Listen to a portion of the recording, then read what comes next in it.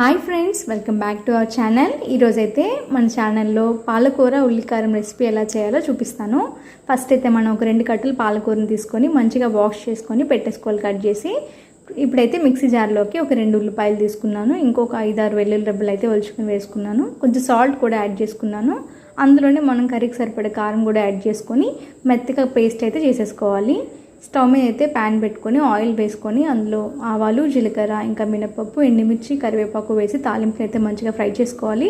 అది ఫ్రై అయిపోయిన తర్వాత మనం ఏదైతే పేస్ట్ చేసి పెట్టుకున్నామో ఆ పేస్ట్ని కూడా ఆయిల్లో వేసుకొని బాగా ఫ్రై చేసుకోవాలి. ఆయిల్ పైకి తేలేంత వరకు ఫ్రై అవ్వాలండి. అందులోనే కొంచెం పసుపు, ఇంకా ధనియాల పొడి కూడా యాడ్ చేసుకోవాలి.